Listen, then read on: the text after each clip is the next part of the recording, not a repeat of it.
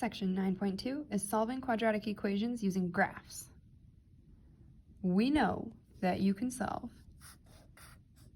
any equation using graphs. And when I say any, I mean any equation using graphs. And it's the same method for both, no matter what. And we've actually already done this one when we did exponential functions. What your book is showing you is kind of two different methods. It's in quotations because they're not really different. You're still just finding the intersections.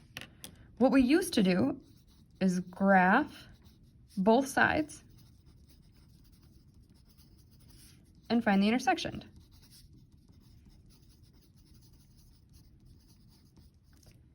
What your book is showing you to do is first get one side just equal to 0. So you're going to move everything over to one side. Then you're going to graph, you could say both sides, but you don't really need to graph this side because this is just a horizontal line at 0. That's the x-axis.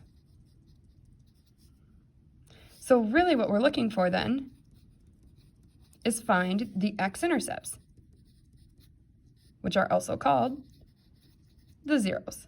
So they're the same method, essentially, they just look a little bit different with the setup and the which button are you hitting in the calculator.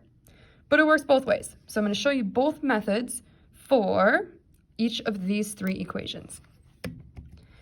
So if I'm looking at this first equation right here, I'm going to do our old method first. So you're going to hit y equals, and you're going to plug in this side into y1, and there's your y2. So we've got x squared plus 2x, and in the y2 I've got 3.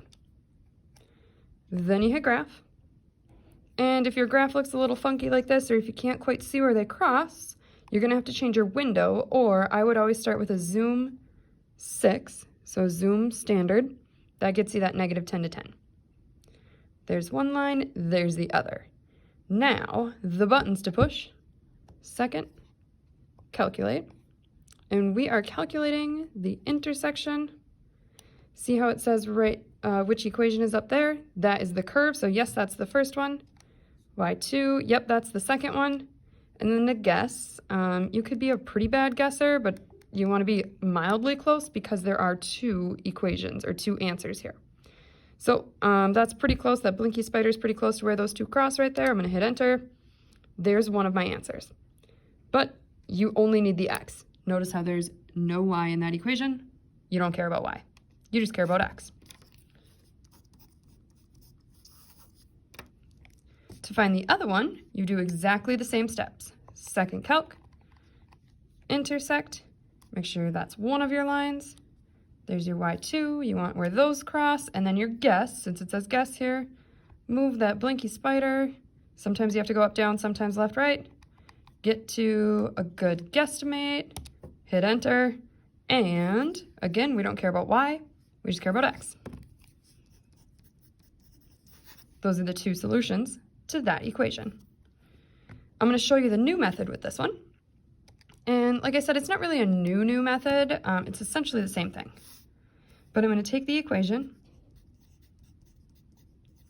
and I'm going to get this side to 0.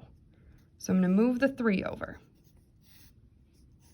Now it's 0 equals x squared plus 2x minus 3. See how this is non-x, this is an x, that's an x squared. None of those can go together. It's all apples and bananas. They're not like terms. This is now what I'm going to graph. Here's y1, there's y2. And I don't even need to graph y2 because like we set up here, it's just the x-axis. So back into my calculator, my y1 is x squared plus 2x minus 3. Don't worry about y2, it's just the x-axis. I'm going to hit graph, and there's my parabola. I'm going to do second calculate, but remember this one we're finding the intersections, this one we're going to find the zeros. So instead of finding intersect, I'm finding a 0. You can hit 2. Left bound tells me you gotta put the blinky spider somewhere on the left-hand side of the 0 you're trying to find. So at this point, you need to pick which one are you trying to find. Let's do this one first, just because that's pretty close. So if this is what I'm trying to find, the blinky spider is on the left-hand side, good, hit enter. Now it says right bound. So I've got to move my blinky spider to the right-hand side of what I'm trying to find, this thing right here. So I'm going to go over. Now the blinky spider is on the right-hand side. Hit enter. And guess. Again, you can be a bad guesser, but you have to be some kind of guesser. And hit enter one more time, and you get, there's the 0. X equals 1. Let's do the same steps to try to find this 0. So I'm going to do second, calculate.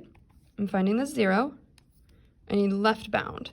Blinky spider's got to go all the way to the left-hand side of this point right there. So I'm going to push over until I get on the left-hand side, hit enter.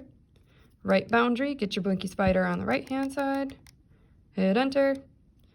You can be a bad guesser, but you have to guess something, hit enter. And the other 0 gives me -3, right there. So you get the same answers no matter which method that you use. It's just up to you which one you like. This is the one that your book is going to show you most of the time. This is the one that we have been doing for a long time. Doesn't matter which one you use.